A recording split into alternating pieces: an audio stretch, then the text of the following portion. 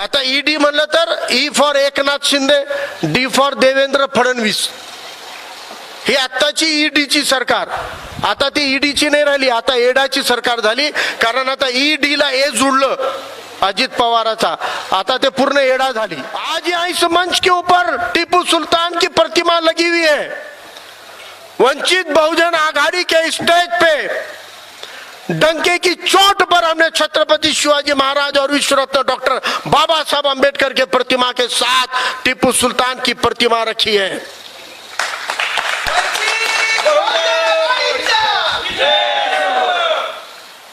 मैं पूछना चाहता हूं देवेंद्र फडणवीस, नरेंद्र मोदी और अमित शाह को, आपकी औकात और हिम्मत है हम पे कार्रवाई करने की? आपके पुलिस में दम है हम पर गुनाह दाखिल करने का? अगर तुम्हारी मजाल है तो करके देखो. ओपन चैलेंज है गृह मंत्री को. हमने खुले मंच पे टीपू सुल्तान की प्रतिमा लगाई है. क्या उखाड़ सकते हो उखाड़ लो, हम यहीं डट कर खड़े हुए हैं. शोले के गब्बर सिंह में मैंने एक सीन देखा था, जो धर्मेंद्र के माथे पे बंदूक रखता है और उस फिल्म की बसंती को नचवाता है. मौजूदा दौर का गब्बर सिंह ईडी की बंदूक रखता है और शरद पवार के परिवार के साथ छमिया वाला नाच करवाता है. ये हकीकत को समझ लीजिए. मैं यहां आया हूं और मैं कह रहा हूं कि औरंगजेब आलमगीर ने 54 साल इस मुल्क के ऊपर हुकूमत की हुई है. इस सच्चाई को तुम मिटा नहीं सकते, इस सच्चाई को तुम बदल नहीं सकते. ये कहने की जुर्रत अगर किसी ने दिखाई तो केवल और केवल बाबा साहब अंबेडकर ने दिखाई है.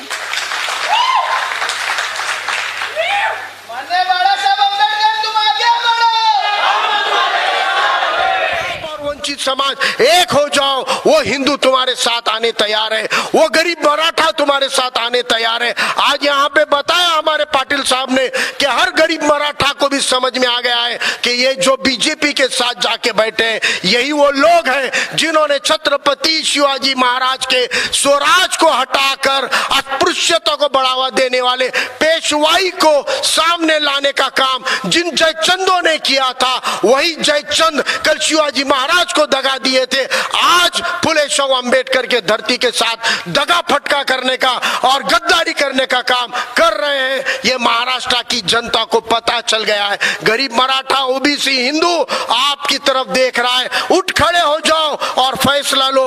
आप एकजुट हो जाओगे तो समस्त महाराष्ट्र, सेक्युलर भारत आपके यही मौका है कि आज हमको आने वाले 2024 में नरेंद्र मोदी को सत्ता से रोकना है, भाजपा को सत्ता से रोकना है. तो गैर भाजपाई एक ही नेता जो ईडी को नहीं डर के अपनी बात कर सकता है, जो मनुष्य मूर्ति को जाहिर तौर पे दहन करने की, जलाने का चैलेंज देता है. Like, share, comment end subscribe the सम्यक क्रांती चॅनल.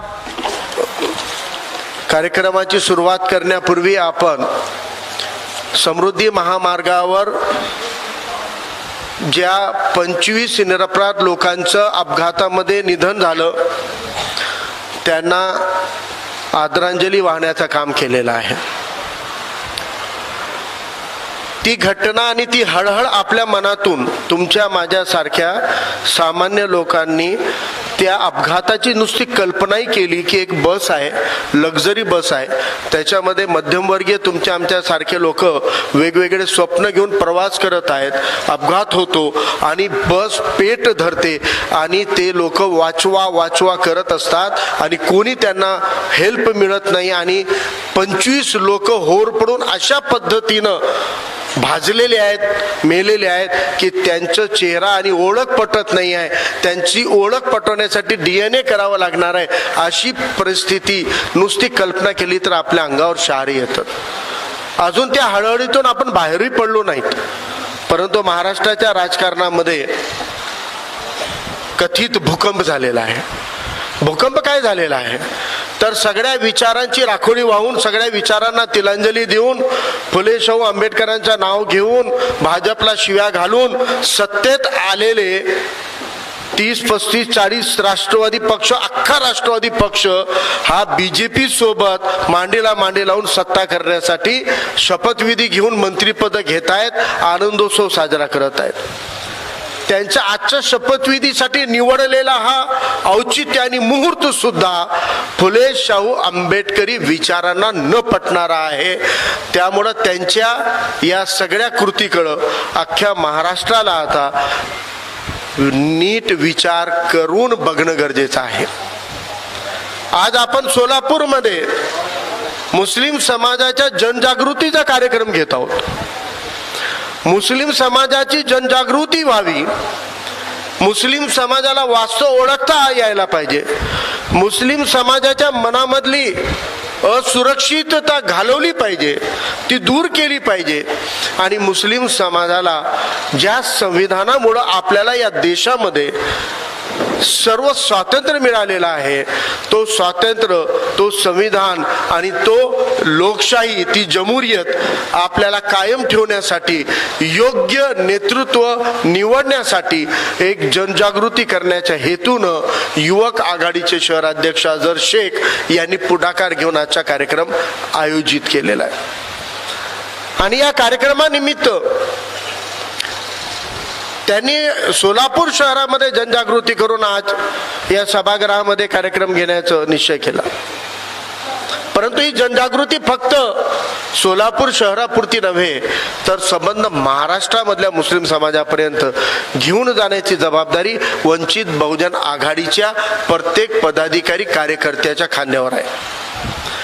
आज या सभागृहामध्ये जितके मुस्लिम बांधव माझे उपस्थित आहे, मी त्यांना सांगू इच्छितो की आपण वास्तव स्वीकारलं पाहिजे.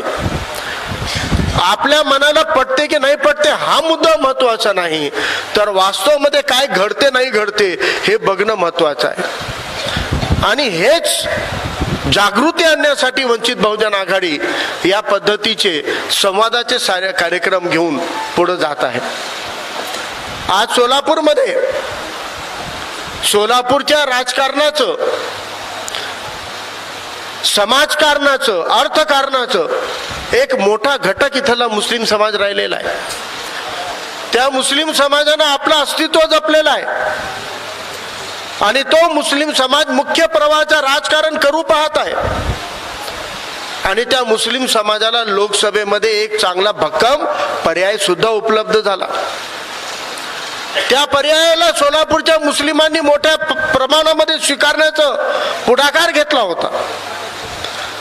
परंतु त्या परिस्थितीमध्ये भुरळ पाडण्यासाठी, बुद्धिभेद करण्यासाठी, दिशाभूल करण्यासाठी प्रस्थापित राजकारण्यांनी, कथित सेक्युलर म्हणवणाऱ्या फेक्युलर शक्तींनी मुस्लिम समाजाची दिशाभूल केलेली आहे. आणि या देशाचं संविधान देणाऱ्या डॉक्टर बाबासाहेब आंबेडकरांच्या विचाराला पुढे घेऊन जाण्यासाठी जे ॲडव्होकेट प्रकाश तथा बाळासाहेब आंबेडकरजी गेल्या 35-40 वर्षापासून झटत आहेत, त्यांना लोकसभेमध्ये पाठवण्याची सुवर्ण संधी सोलापूरच्या मुस्लिम समाजापासून हिरावून घेण्याचं काम या फेक्युलर शक्तीने केलं होतं.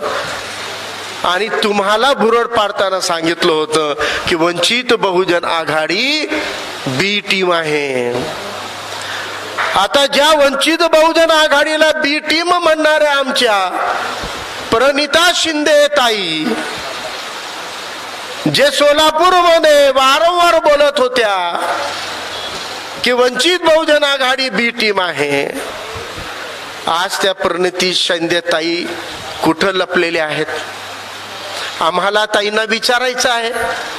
लोकसभेमध्ये आघाडी करून ज्या राष्ट्रवादीला सोबत घेऊन तुम्ही मतदान मागितलं, घेतलं, मिळवून दिलं, विधानसभेला सोबत घेऊन ज्या राष्ट्रवादीला सोबत घेऊन तुम्ही मतदान घेतलं, मागितलं, आज तुमची ती राष्ट्रवादी काँग्रेस उघडपणे बीजेपी सोबत सत्तेमध्ये गेलेली आहे. आता हा प्रश्न परिणितीताई जिथं जिथं भेटतील तिथं तिथं विचारण्याची जबाबदारी सोलापूरच्या प्रत्येक वंचित बहुजन समूह घटकाच्या खांद्यावर आलेली आहे. त्यामुळे ही पहिली जबाबदारी आपण स्वीकारूया की आता त्या ताई कुठं आहेत आपल्या, ते जिथं भेटतील तिथं त्यांना आपल्याला हा प्रश्न विचारावा लागणार आहे. आजचा विषय मुस्लिम समाजाची जनजागृती आहे. भारतातला मुसलमान, महाराष्ट्रातला मुसलमान जागृत आहे का? तर माझं असं मत आहे की भारतातला मुसलमान आणि महाराष्ट्रातला मुसलमान पूर्णतः जागृत आहे. जागृत नाही अशातला भाग नाहीये. जगातल्या इतर मुसलमानापेक्षा भारतातला मुसलमान हा एक विशिष्ट शैलीमध्ये जगतो. जगातल्या इतर देशातल्या मुस्लिमांपेक्षा भारतातला मुस्लिम हा अधिक विवेकवादी, विज्ञानवादी आणि समाजवादी भूमिकेतून जगतो. हे पूर्ण जगाला पटलेलं आहे. आणि मग हे वेगळ्या अनोख्या पद्धतीने जगणारा भारतीय मुस्लिम हा जागृत आहे, परंतु निर्णय घेण्याचं करण्याचं धाडस करत नाही. आणि हे योग्य निर्णय करण्याचं धाडस न करण्यामाग मुस्लिम समाजात असलेली जी असुरक्षितता आहे, जी इनसिक्युरिटी आहे, ती दूर करण्याचं काम म्हणजे जनजागृतीच्या माध्यमातून आपण सुरू केलेला संवाद आहे. आणि ही असुरक्षिततेची भावना जर आपण दूर एकदा करू शकलो तर मुस्लिम समाज इथला क्रांती करण्यासाठी, परिवर्तन करण्यासाठी पूर्णतः सज्ज झालेला आहे. हे मी माझ्या स्वतःच्या अनुभवावरून सांगू शकतो. आणि ते करण्यासाठी महाराष्ट्रामध्ये भीतीचं वातावरण निर्माण होणार नाही. महाराष्ट्रामध्ये मुस्लिम समाज असुरक्षित होता कामा नये. जर आपल्याला हे करायचं असेल तर महाराष्ट्रामध्ये दंगली होता कामा नये याची काळजी घ्यावी लागणार आहे. कारण दंगली झाल्यावर असुरक्षिततेची भावना निर्माण होते आणि असुरक्षिततेच्या भावनेमधून मुस्लिम समाज योग्य निर्णय न घेता तेव्हा आपल्या सुरक्षेच्या अनुषंगानं त्याला ढोबळमानानं जे योग्य वाटल त्या दिशेनं दिशाहीन होऊन भटकतो. हा गेल्या 70 वर्षाचा अनुभव आहे. आणि हाच अनुभव वंचितामधल्या सगळ्या घटकांच्या बाबतीत सुद्धा तंतोतंत खरा ठरतो.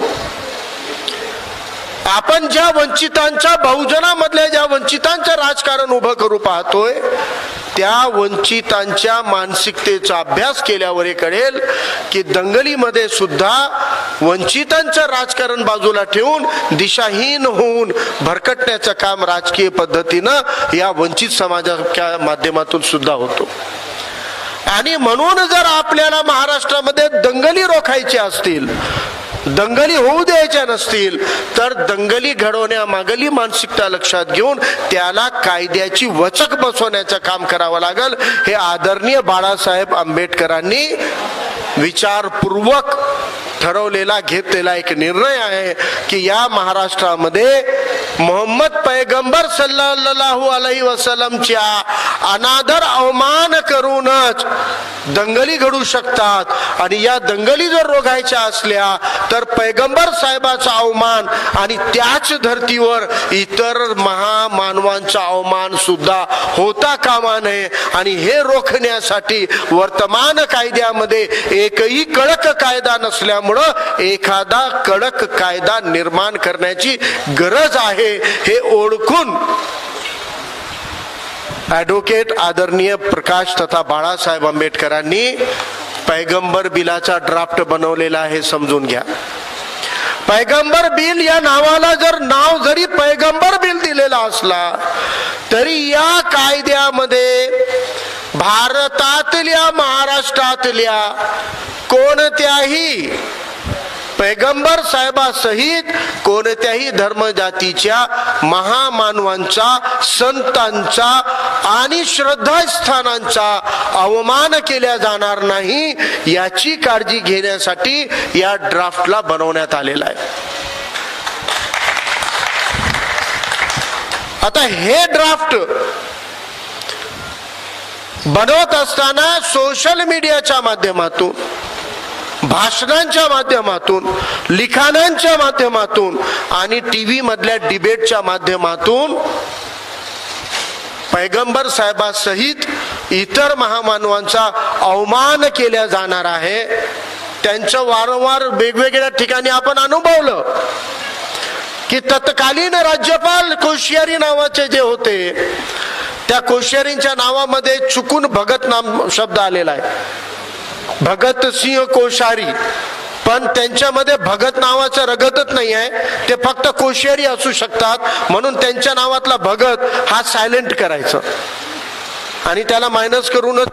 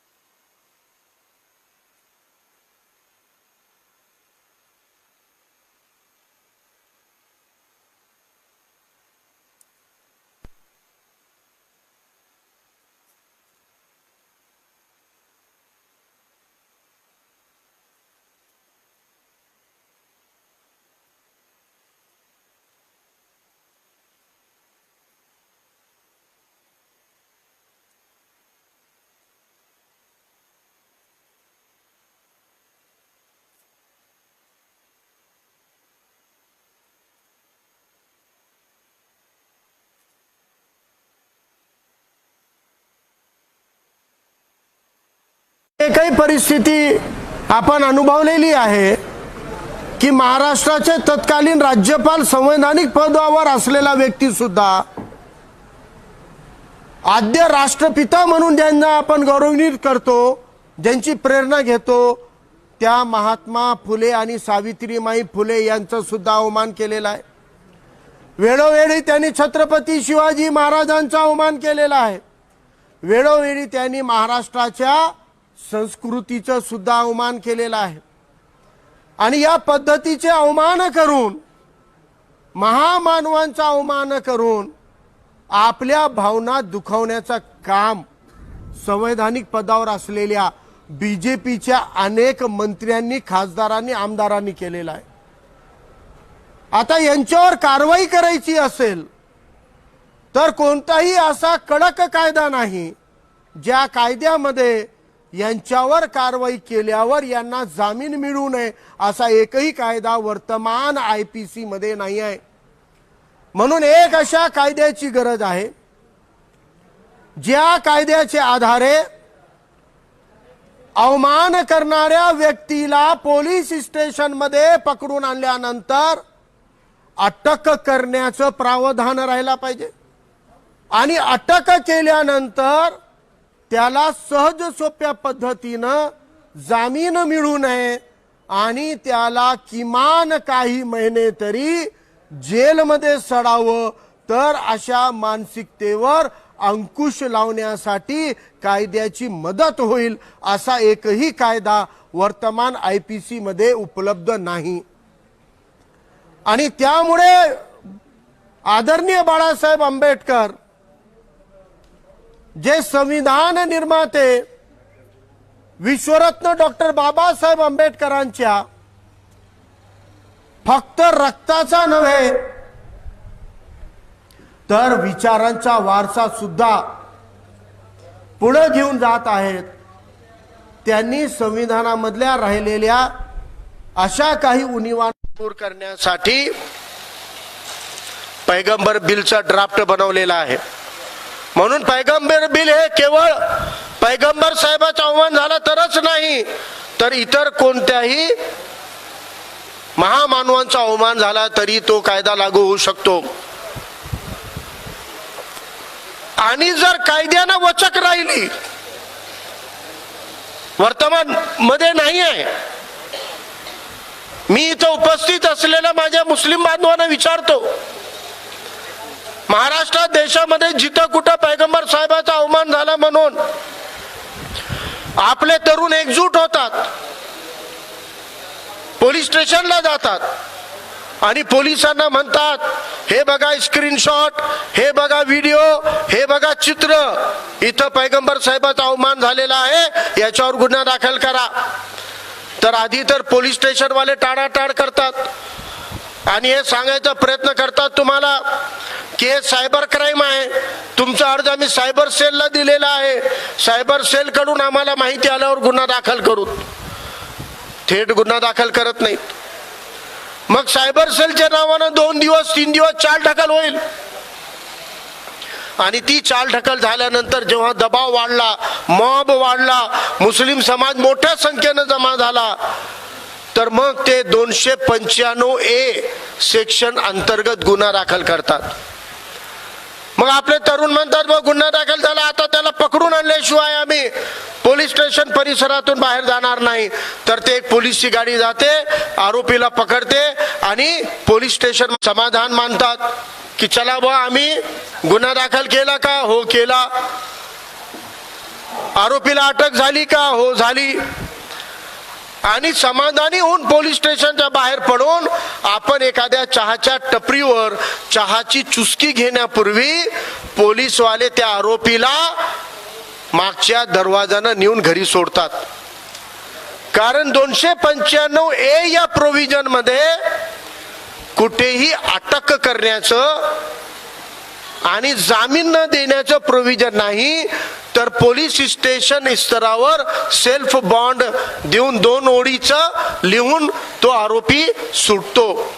मग अवमान पैगंबर साहेबांचा हो, अवमान छत्रपती शिवरायांचा हो, की अन्य कोणत्याही महामानवाचा अवमान झाला, धार्मिक भावना दुखावल्या, आस्तिक भावना दुखावल्या, तरी 295A मध्ये अटक नाही आहे, जामीन आहे पोलीस स्टेशन लेवलला.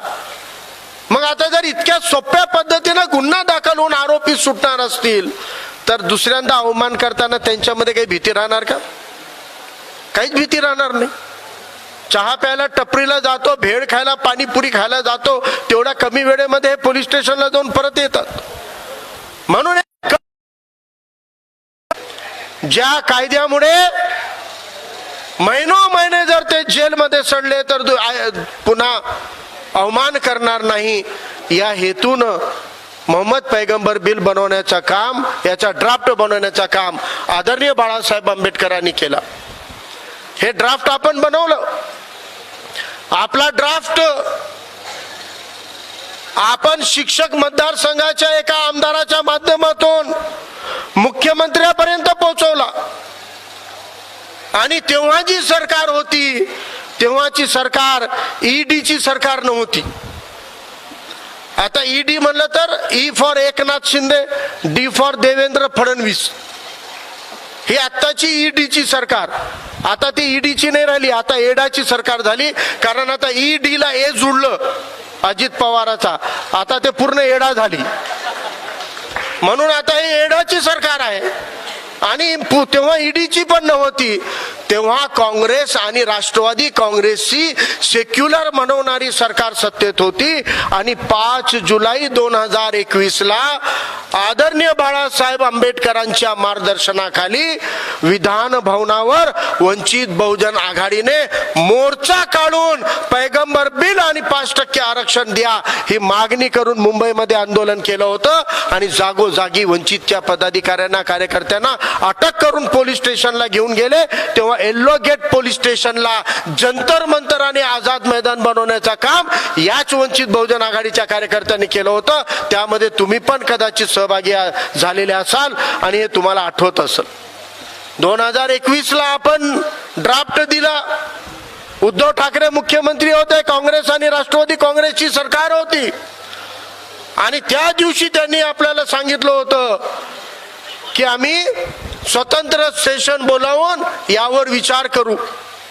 आणि 1 वर्ष व्हायला आला आणि यांनी विचार केला नाही. म्हणून जेव्हा ज्या पद्धतीनं सुजात आंबेडकर यांनी सांगितलं, जेव्हा भाजपच्या एका येड्या पिशाबाईनं पैगंबर साहेबाचा अवमान केला, जेव्हा भाजपच्या एका मोकाट रानात फिरणाऱ्या टायगर नावाच्या एक पशु सारख्या राजा सिंगनं अवमान केला, तेव्हा वंचित बहुजन आघाडीनं महाराष्ट्र असेंब्लीच्या पुढं जर हा कायदा बनवला नाही तर मुंबईत मोर्चा काढू असं आवाहन केल्यानंतर तत्कालीन गृहमंत्री जे आज बीजेपी मध्ये गेले, बीजेपीच्या समर्थनात शपथ घेतली, त्यांनी आदरणीय बाळासाहेबांना सांगितलं होतं की आम्ही 1 महिन्याच्या आत हा कायदा करू. आता 1 महिन्याच्या आत कायदा करण्याऐवजी त्यांची सरकारच पडली आणि राष्ट्रवादी काँग्रेसच्या कृपेनं उद्धव ठाकरेंची सरकार पडली. राष्ट्रवादी काँग्रेसच्या नियोजनानं भाजपला शिवसेनेच्या उद्धव ठाकरेंची शिवसेना फोडून बाजूला घेऊन जाणं सोपं झालं आणि त्याच राष्ट्रवादीच्या नियोजनाचं दुसरा टप्पा आज आपण अनुभवतो की आता ते स्वतः गेलेत. आता तिसरा टप्पा अजून येणार आहे आणि त्याच्यामध्ये उरलेली काँग्रेस पार्टीचा पण असा टप्पा येणार आहे. परिणितीताई आता सज्ज होत आहेत त्या तिसऱ्या टप्प्यासाठी आणि लवकरच आता त्या सुद्धा मोदीजीचं नेतृत्व मजबूत करण्यासाठी अजितदादाचं अनुकरण करतील याची खात्री बाळगा. आणि त्या सुद्धा अशोक चव्हाण आणि हे सगळे हातात हात घालून 2024ला मोदीला जिंकवण्यासाठी नक्कीच भाजपच्या सोबत जातील. म्हणून या पैगंबर बिलच्या माध्यमातून दंगली रोखण्याचं काम होऊ शकतो. म्हणून हा कायदा असेंब्लीमध्ये आला पाहिजे आणि तो पास करण्यासाठी सेक्युलर होती तेव्हाची सरकार म्हणत होती स्वतःला, म्हणून आपण हट्ट धरला, परंतु त्यांनी ते केला नाही. म्हणून अफरोज मुल्ला यांनी सांगितलं त्या पद्धतीनं, जर आमच्या आस्थेचं रक्षण करणारे, आमच्या अस्तित्वाचे, आमच्या सुरक्षिततेची काळजी वाहणारे कायदे जर या असेंब्लीमध्ये तुम्ही करणार नसाल तर त्या असेंब्लीमधून तुम्हाला खेचून बाहेर फेकण्याचे आणि स्वतः असेंब्लीमध्ये देण्याचं काम वंचित बहुजन आघाडी करणार आहे. हे आवाहन आपल्याला आज करायचं आहे. तुम्ही कायदा करण्याची संधी आम्ही दिली, तुम्ही केला नाही. आता येणाऱ्या असेंब्लीमध्ये आम्हीच असेंब्लीमध्ये जाऊत आणि आम्हीच आमच्यासाठी हवे असलेले कायदे करूत. कारण आदरणीय बाळासाहेब आंबेडकर म्हणतात, आमचा कोणीही बाप होऊ शकत नाही, आमचे बाप आम्हीच आहोत, म्हणून आमचा निर्णय आम्हीच घेणार आहोत. आज जिनको लगता है कि राष्ट्रवादी कांग्रेस पार्टी आज भाजपा के साथ गई है, तो राष्ट्रवादी कांग्रेस पार्टी आज भाजपा के साथ गई नहीं है. आज उन्होंने जाहिर तौर पे कह दिया कि हम गए. लेकिन जिस दिन 2014 के असेंबली का नतीजा आने से पहले यह सिद्ध हो गया था कि भाजपा अकेले सरकार नहीं बना सकती है और शिवसेना को साथ लिए बगैर अलग अलग लड़े थे भाजपा और शिवसेना, और भाजपा को सिंगल हैंडेड मेजॉरिटी नहीं मिली है और शिवसेना को साथ लिए बिना अब भाजपा का मुख्यमंत्री नहीं आएगा. ऐसी परिस्थिति में शिवसेना की अडचण बढ़ाने के लिए, शिवसेनेची कोंडी करण्यासाठी याच शरद पवार साहेबांनी निकालही पूर्ण झाले नव्हते आणि जाहीर करून टाकलं राज्यातल्या बीजेपी सरकारला राष्ट्रवादीचा पाठिंबा दिलं होतं. आठवते की नाही? हम लोग भूल जाते हैं, यही हमारी कमजोरी है. गजनी फिल्म के आमिर खान की तरह हमारी भी स्मरण शक्ति जल्दी खत्म हो जाती है, शॉर्ट टर्म मेमोरी लॉस के शिकार होते हैं. मत भूलिए 2014 असेंबली के नतीजे आने से पहले शरद पवार साहब ने भाजपा को बिन शर्त पाठिंबा दिया था.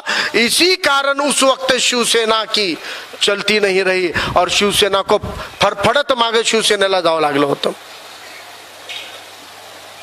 ज्या दिवशी सकाळच्या रामपाऱ्यामध्ये उठून सकाळी सकाळी अजित पवारांनी शपथविधी केला होता तेव्हा अजित पवार म्हणले होते हा माझ्या एकट्याचा निर्णय नाही, हे राष्ट्रवादी काँग्रेस पार्टीचा निर्णय आहे आणि पक्षाने निर्णय घेतलेला आहे, परंतु मीडिया त्यांच्याच बाजूचा म्हणून मीडियाने ते चालवलं नाही. परंतु तेव्हा सुद्धा राष्ट्रवादीचंच नियोजन होतं सकाळचं शपथविधी करायचं. काही दिवसापूर्वी मेघालयामध्ये राष्ट्रवादीचे 7 आमदार बीजेपी सोबत गेले. हा सुद्धा निर्णय राष्ट्रवादी काँग्रेस पार्टीचाच होता.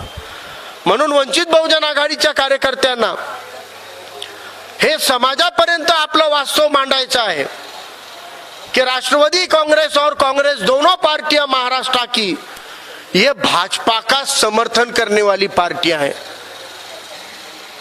भाजपा का खुलकर साथ देना है कि छुपकर साथ देना है, यह नीति अलग अलग हो सकती है, लेकिन कोई खुलकर साथ में आ गया, लेकिन कोई छुपकर साथ दे रहा है. 2014 में कांग्रेस ने तय किया था कि राहुल गांधी को नहीं नरेंद्र मोदी को पीएम बनाना है, इसी कारण नरेंद्र मोदी सत्ता में गए थे. अगर तब शरद पवार जैसे नेता, तब कांग्रेस के अशोक चौहान और सुशील कुमार शिंदे जैसे नेता अगर डटकर सामने खड़े होते तो भाजपा कभी सत्ता में नहीं आ सकती थी. लेकिन कांग्रेस और राष्ट्रवादी कांग्रेस ने तय किया था कि उनको भाजपा को सत्ता में लाना है.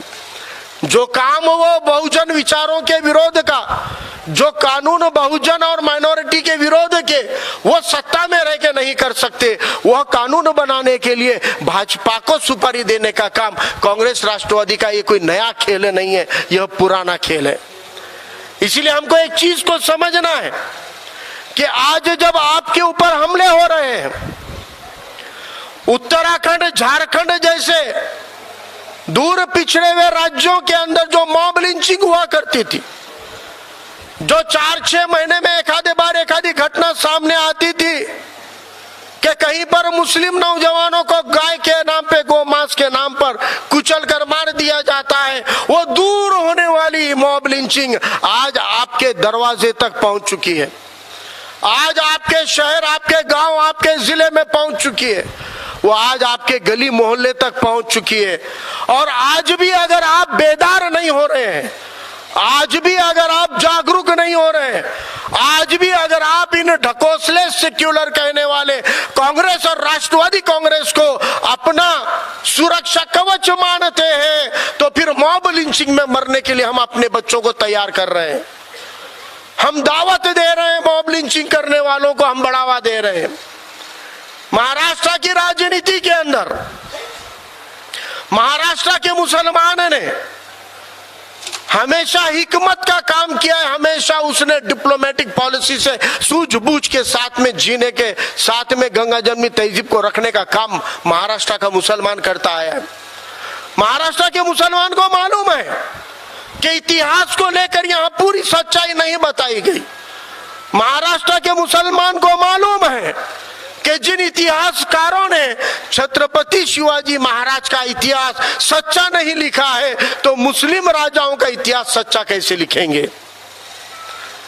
आज मराठा सेवा संघ को और संभाजी ब्रिगेड को मैं पूछना चाहता हूं, आप ये कहते हो, आप ये मानते हो, आपने जन जागृति करके लोगों में लाया है कि छत्रपति शिवाजी महाराज का झूठा इतिहास लिखने का काम पुरंदर जैसी विचारधाराओं ने किया था. और जिस पुरंदरे ने छत्रपति शिवाजी महाराज का, जिस पुरंदरे ने राष्ट्रमाता जिजाऊ के चरित्र के ऊपर सवाल उठाने वाला इतिहास लिखा, उस पुरंदरे को महाराष्ट्र भूषण का पुरस्कार देते वक्त यही पर पवार परिवार और ही राष्ट्रवादी और कांग्रेस के 125 आमदार उस सभागृह में बैठकर तालियां बजाने का काम कर रहे थे.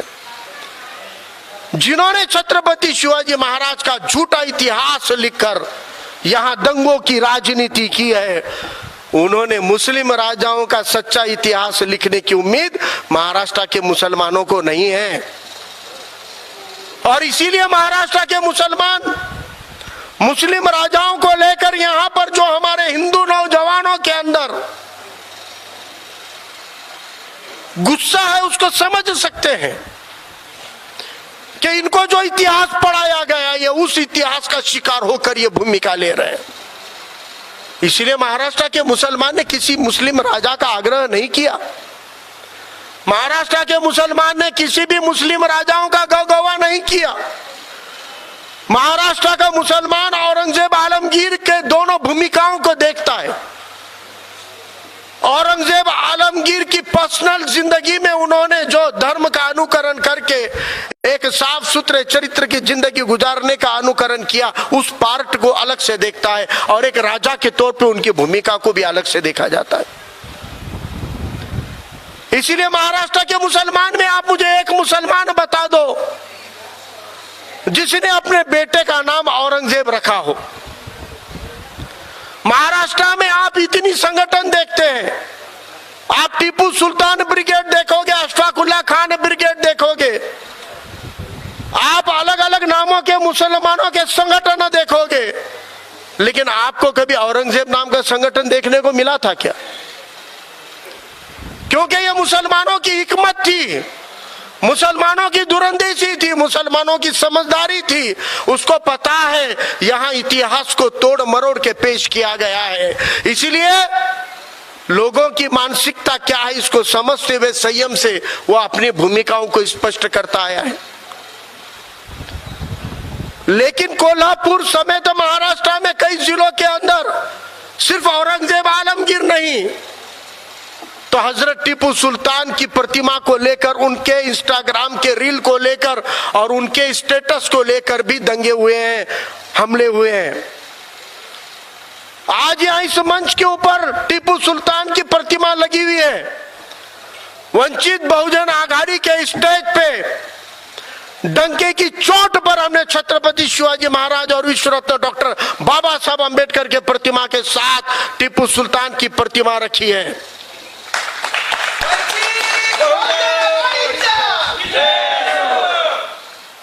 मैं पूछना चाहता हूं देवेंद्र फडणवीस, नरेंद्र मोदी और अमित शाह को, आपकी औकात और हिम्मत है हम पे कार्रवाई करने की? आपके पुलिस में दम है हम पर गुनाह दाखिल करने का? अगर तुम्हारी मजाल है तो करके देखो। ओपन चैलेंज है गृह मंत्री को। हमने खुले मंच पे टीपू सुल्तान की प्रतिमा लगाई है, क्या उखाड़ सकते हो उखाड़ लो, हम यहीं डट कर खड़े हुए हैं।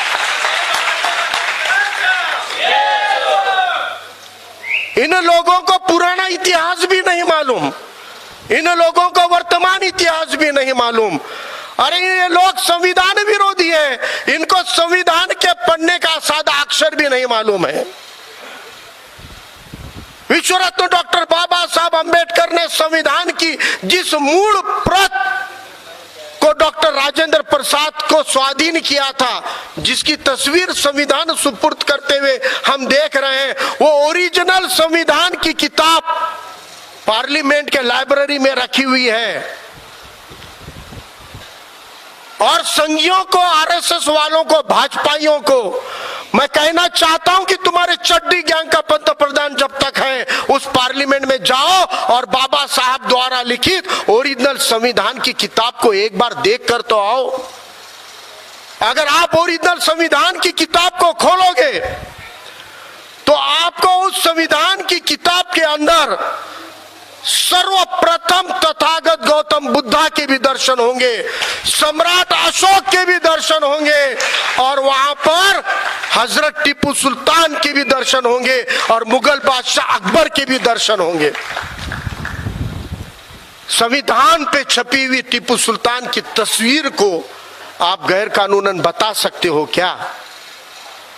आप कर्नाटक के चड्डी गैंग को भड़काकर कर्नाटक में दंगे करा सकते हो, गलती से आई वाली सत्ता के बल पर मुंबई के अंदर एक मैदान को दिया हुआ नाम हटा सकते हो, लेकिन मूल संविधान के अंदर रची गई टीपू सुल्तान की तस्वीर को आप हाथ नहीं लगा सकते, क्योंकि वो तुम्हारी औकात नहीं है। इतनी मजबूत जड़ और नींव इस मुल्क की डॉक्टर बाबा साहब अंबेडकर ने संविधान के माध्यम से रची हुई है कि तुम हमारा पत्ता भी नहीं हिला सकते हो।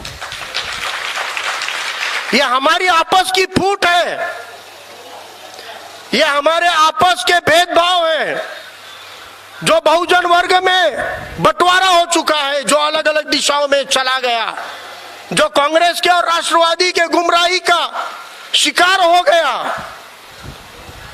वरना इस देश का 80% बहुजन ये जानता है कि मौजूदा राजनीति के अंदर 2 खासदार वाली पार्टी 325 में पहुंचने में यही कांग्रेस और राष्ट्रवादी कांग्रेस की बुजदिली जिम्मेदार है, निकम्मापन जिम्मेदार है, दोगलापन जिम्मेदार है और इनका भ्रष्ट चरित्र जिम्मेदार है, जो ईडी के सामने छमिया की तरह नाच दिखा रहा है। शोले के गब्बर सिंह में मैंने एक सीन देखा था, जो धर्मेंद्र के माथे पे बंदूक रखता है और उस फिल्म की बसंती को नचवाता है। मौजूदा दौर का गब्बर सिंह ईडी की बंदूक रखता है और शरद पवार के परिवार के साथ छमिया वाला नाच करवाता है। यह हकीकत को समझ लीजिए। ये ईडी की बंदूक के आगे कांग्रेस के सभी नेताओं को मनचाहा नाच करवाता है। इस हकीकत को समझ लीजिए। आज जब औरंगजेब के स्टेटस को एक खौफजदा भयावह माहौल बना दिया गया था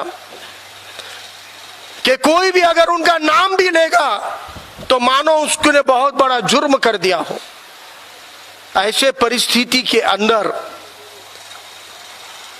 विश्व रत्न डॉक्टर बाबा साहब अंबेडकर के विचारों का लोहा जिसके सीने में दफन है, वही आली जनाब प्रकाश अंबेडकर साहब एक ही नेता थे जिन्होंने औरंगजेब आलमगीर के मजार पे जाके कहा कि हाँ मैं यहां आया हूं और मैं कह रहा हूं कि औरंगजेब आलमगीर ने 54 साल इस मुल्क के ऊपर हुकूमत की हुई है।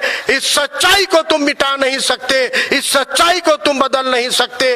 ये कहने की जुर्रत अगर किसी ने दिखाई तो केवल और केवल बाबा साहब अंबेडकर ने दिखाई है।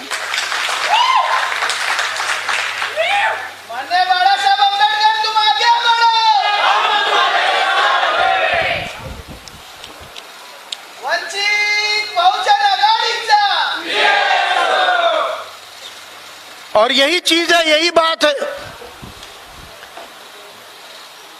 कि हमारे साथी, हमारे दोस्त, उन्होंने भी बाबा साहब के इस कदम को समझने की कोशिश की।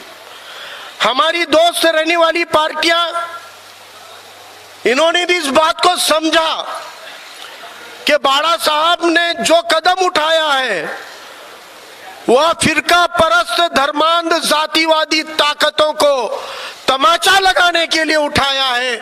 इसीलिए दोस्त जो हमारे खिलाफ जाके खड़े हुए हैं, उन्होंने भी मीडिया के सामने आके मान लिया और कह दिया कि प्रकाश अंबेडकर तुम्हारे बाप है, बाप है, बाप। ये कहने का काम भी उन्होंने ही किया और यही बल है। बाला साहब ने आपको यह कहा है कि संवैधानिक तरीके से जो सही है उसको कहने में और करने में डरने की जरूरत नहीं है। खाली आपकी मनगट के अंदर सच्चाई और ईमानदारी का अगर बल है, लोहा है, तो उठ के खड़े रहो। मैं तुम्हारे साथ हूं, हम एकजुट होंगे, एक साथ खड़े होंगे और संविधान और लोकतंत्र को बचाएंगे। यह पैगाम आज आपको गली गली मोहल्लों में पहुंचाना है। जितने मेरे मुस्लिम भाई सभागृह में मौजूद हैं, मैं आप सबसे गुजारिश करता हूं, आज बेदार होने की और फैसला लेने की घड़ी है। सुजात अंबेडकर साहब ने कहा है, इस देश के अंदर 2 समूह ये जानते हैं कि आरएसएस की विचारधारा, मनुवाद की विचारधारा कभी इंसानियत को बढ़ावा नहीं देगी और ये 2 समुदाय अगर इस देश का बौद्ध और मुसलमान एक साथ खड़ा होगा तो यकीन के साथ कहते हैं इस देश का सेक्युलर ओबीसी, सेक्युलर हिंदू आपके साथ खड़ा होगा, क्योंकि वो हमेशा तथागत गौतम बुद्धा से लेकर हमेशा समतावादी विचारों के साथ रहा है। वही हिंदू है जिसने टीपू सुल्तान की हुकूमत में उनके साथ खड़े रहने का काम किया। वही हिंदू है जिसने हैदर अली के साथ खड़े होते हुए हैदर अली को पूरा राजपाट कराने के लिए सपोर्ट किया। वो सेक्युलर हिंदू आज आपकी तरफ देख रहा है कि आप और वंचित समाज एक हो जाओ। वो हिंदू तुम्हारे साथ आने तैयार है, वो गरीब मराठा तुम्हारे साथ आने तैयार है। आज यहाँ पे बताया हमारे पाटिल साहब ने कि हर गरीब मराठा को भी समझ में आ गया है कि ये जो बीजेपी के साथ जाके बैठे हैं यही वो लोग हैं जिन्होंने छत्रपति शिवाजी महाराज के स्वराज को हटाकर अस्पृश्यता को बढ़ावा देने वाले पेशवाई को सामने लाने का काम जिन जयचंदों ने किया था, वही जयचंद कल शिवाजी महाराज को दगा दिए थे। आज फुले शाह अंबेडकर के धरती के साथ दगा फटका करने का और गद्दारी करने का काम कर रहे हैं। ये महाराष्ट्र की जनता को पता चल गया है। गरीब मराठा, ओबीसी, हिंदू आपकी तरफ देख रहा है। उठ खड़े हो जाओ और फैसला लो। आप एकजुट हो जाओगे तो समस्त महाराष्ट्र, सेक्युलर भारत आपके साथ खड़ा रहेगा। और यही मौका है कि आज हमको आने वाले 2024 में नरेंद्र मोदी को सत्ता से रोकना है, भाजपा को सत्ता से रोकना है।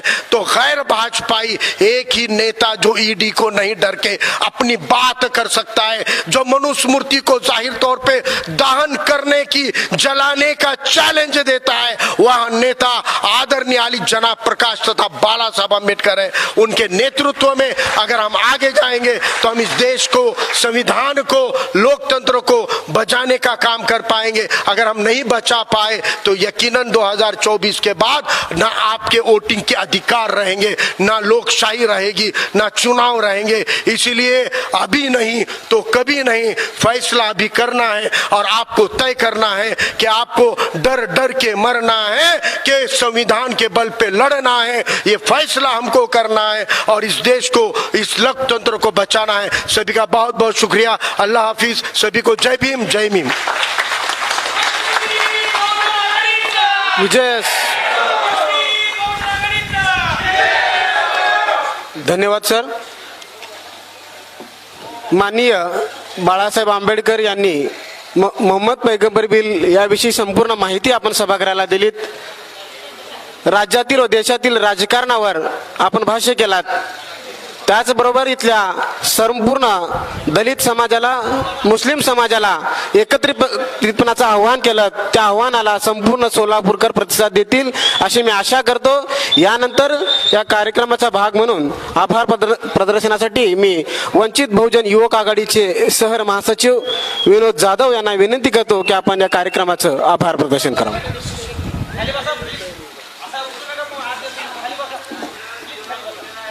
आज आपण ज्या कार्यक्रमासाठी उपस्थित राहिला ते मोहम्मद पैगंबर बिल जनजागृती मुस्लिम मेळावा, या मेळाव्यासाठी आदरणीय सर्व मान्यवर आमच्या शब्दाला मान देऊन उपस्थित राहिल्याबद्दल त्या सर्व मान्यवरांचे मी आभार मानतो। तसेच इथे आलेल्या सर्व बंधू भगिनींचेही आभार मानतो। त्यांना विनंती आहे की हा कार्यक्रम संपल्यावर त्यांना अल्पाहाराचे नियोजन केलेले आहे, त्याने जाता जाता ते स्वीकारावे। आणि मान्यवराच्या